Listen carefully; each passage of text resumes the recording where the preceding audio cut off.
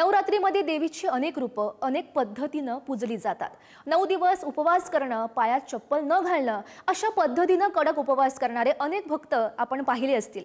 पण आज आम्ही तुम्हाला त्याहूनही अधिक कठोर साधना करणारे भाविक दाखवणार आहोत। नवरात्रीच्या 9 दिवसात एक गाव चक्क 24 तास उभं राहत असतं। देवीची अनोखी भक्ती करणारं, उभी नवरात्र साजरा करणारा गाव कोणतं पाहुयात हा रिपोर्ट। नवरात्रीचे 9 दिवस उभं राहणारं गाव। 9 दिवस गावकरी ना बसतात ना झोपतात। उभी नवरात्र पांडेगावची 350 वर्षांची परंपरा।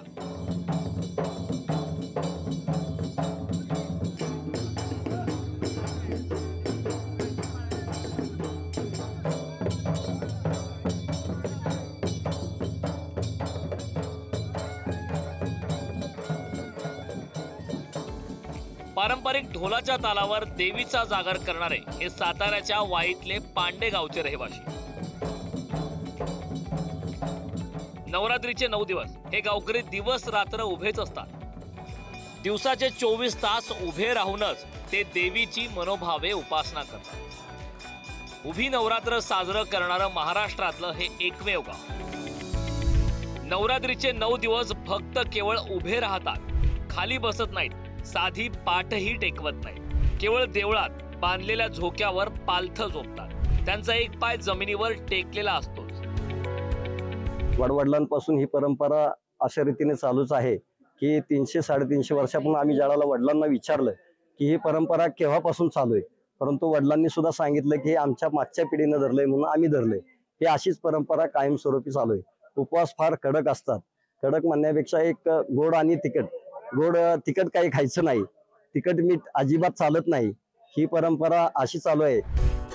आपल्या इच्छापूर्तीसाठी हे भाविक देवीला नवस बोलतात। त्यासाठी एका पायावर उभं राहून नवरात्रीचे उपवासही करतात। पूर्ण सात्विक म्हणजे फराळ घेतला जातो। ह्याच्यामध्ये फळं आणि दूध फक्त एवढाच आहार घेतला जातो। आणि नैसर्गिक विधी पण सकाळी आम्ही 5 वाजता उठून जो पूर्ण उभ्यानीच केला जातो सगळा।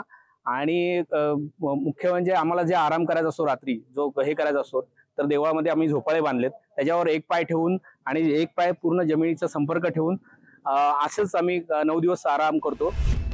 फक्त काठीचा आधार घ्यायचा, झोपेसाठी पाळण्याचा आधार घ्यायचा आणि अन्नात तेल, मीठ, तिखट यांचा पूर्ण त्याग करायचा। अशी कठोर उपासना केल्यावर देवी आपल्या मनोकामना पूर्ण करते, अशी पांडे गावातील नागरिकांची श्रद्धा आहे। विशेष म्हणजे या उपासनेत सर्व समाजातील लोक सहभागी होतात। वर्षानुवर्षाची ही परंपरा आजही जपणाऱ्या या श्रद्धाळू भाविकांची कठोर साधना आपल्याला अचंबित करते, एवढं मात्र नक्की। साताऱ्याहून साई सावंतसह रिद्धी म्हात्रे, पुढारी न्यूज।